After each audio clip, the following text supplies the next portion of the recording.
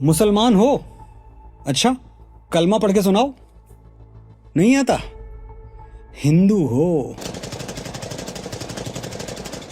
बधाई हो, ये गोलियां आपके किसी अपने को नहीं लगी।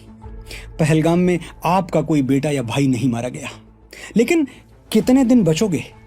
कश्मीर नहीं जाओगे तो मुर्शिदाबाद में मारे जाओगे, कलकत्ता में मारे जाओगे, गोधरा में मारे जाओगे, दिल्ली और मुजफ्फरनगर में मारे जाओगे। अगर तुमने तय ही कर लिया है कि तुम शेर नहीं बकरे हो तो कटने के लिए भी तैयार रहो, नंबर बस आने ही वाला है।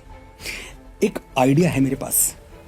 हर हर महादेव बोल के तुम एक तो हो नहीं सकते, तो अल्लाह अकबर बोल के घुटने ही टेक दो, कलमा वलमा ही सीख लो, जान तो बच जाएगी, सर तो धड़ से अलग नहीं होगा। बुरा लग रहा है ना? उंगलियां मचल रही हैं कमेंट में मुझे गालियां देने के लिए।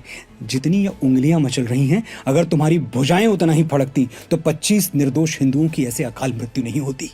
और प्रॉब्लम यह है कि तुम अब भी नहीं समझोगे। मैं कहूंगा हिंदू खतरे में है, तुम कहोगे संघी है, आरएसएस वाला है। मैं कहूंगा बटोगे तो कटोगे, तुम कहोगे बीजेपी का चमचा है। मैं कहूंगा औरंगजेब का इस्लाम नहीं चलेगा, तुम कहोगे हम तो सेक्युलर हैं, जब तक दरगाह पे चादर न चढ़ा दें हमको चैन ही नहीं आता। ये गंगा जमुनी तहजीब का जो कार्ड तुम जेब में लिए घूमते रहते हो, दिखा देते पहलगाम में, मिल लेते भाईजान से गले। और सुनो, ये तो कहना ही मत कि आतंकवाद का कोई मजहब और मुल्क नहीं होता। ये इंस्टाग्राम पर 4 लफंगों की रीलें देखकर जो लिबरल ज्ञान जगा है ना तुम्हारे अंदर, मेरी नजर में इसकी वैल्यू 2 टके की है। संतोष जगदाले को अब तक तो जान ही गए होगे। उनका परिवार जान बचा के टेंट में छुप गया था। पाकिस्तानी दरिंदों ने टेंट से संतोष को बाहर बुलाया और कलमा पढ़ने को कहा। संतोष कलमा नहीं पढ़ पाए तो उनको गोली मार दी। मंजूनाथ शिवामू कर्नाटक से थे। उनकी पत्नी पल्लवी के सामने आतंकियों ने उन्हें तड़पा तड़पा के मारा। पल्लवी ने कहा, मेरे पति को मार दिया, मुझे भी मार दो। जवाब मिला, तुम्हें नहीं मारेंगे, just go and tell Modi. Yes we will tell Modi. प्रधानमंत्री किसी राष्ट्र के लिए पिता स्वरूप होता है। 100 करोड़ हिंदुओं के लिए पिता की जगह पर आप हैं मोदी जी। आपके बच्चों का खून बहा है, आपके घर की बेटियां विधवा हुई हैं, आपके दरवाजे पर मौत का मातम है, आपकी माओ ने अपनी गोद के फूल खोए हैं। आप लेंगे हमारा प्रतिशोध, आपको लेना ही होगा। और इस बार मुठभेड़ में 4 केचुए मार के हमारा प्रतिशोध पूरा नहीं होगा। हमें पाकिस्तानी सेना के कटे हुए सर चाहिए।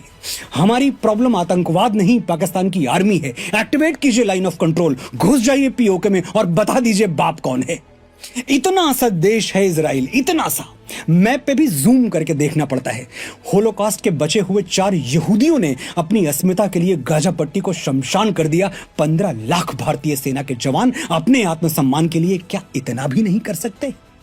हफ्ते में एक दिन भूखा सोने वाला गरीब भारत 1965 में लाहौर तक घुस गया था। आज तो हम दुनिया का 4था सबसे बड़ा मिलिट्री पावर हैं। आज अगर आपके होते हम चुप रह गए तो आने वाली पीढ़ियों को क्या मुंह दिखाएंगे?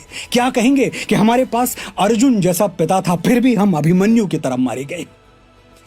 इतिहास सड़ी गली लाशें नहीं, विजय के ध्वज गिनता है मोदी जी। जो लंका नहीं जला सकता वो हनुमान नहीं है, जो रावण का वध नहीं कर सकता वो मेरा राम नहीं है। हमारी एक बेटी से हत्यारों ने कहा था, go and tell Modi, we have told you sir.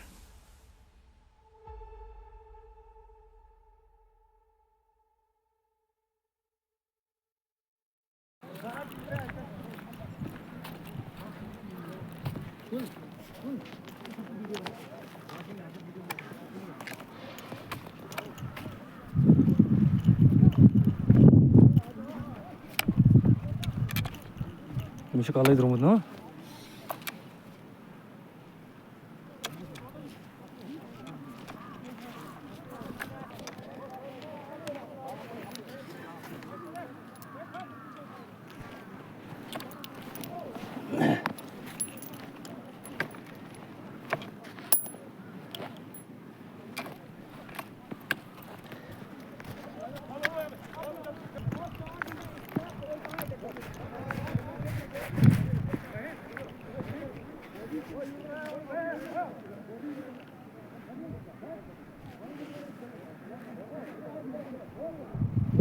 Kashmir के पहलगाम में आतंकियों ने मासूम देशवासियों को जिस बेरहमी से मारा है, उससे पूरा देश व्यथित है।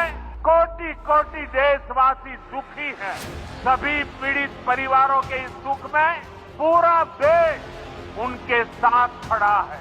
करगिल से कन्याकुमारी तक हमारा दुख एक जैसा है, हमारा आक्रोश एक जैसा है। ये हमला सिर्फ निहत से पर्यटकों पर नहीं हुआ है, देश के दुश्मनों ने भारत की आत्मा पर हमला करने का दुस्साहस किया। मैं बहुत स्पष्ट शब्दों में कहना चाहता हूं, जिन्होंने ये हमला किया है उन आतंकियों को और इस हमले की साजिश रचने वालों को उनकी कल्पना से भी बड़ी सजा मिलकर के रहेगी। अब आतंकियों की बची खुची जमीन को भी मिट्टी में मिलाने का समय आ गया है। 140 करोड़ भारतीयों की इच्छा शक्ति अब आतंकी आकाओं की कमर तोड़ कर रहेगी।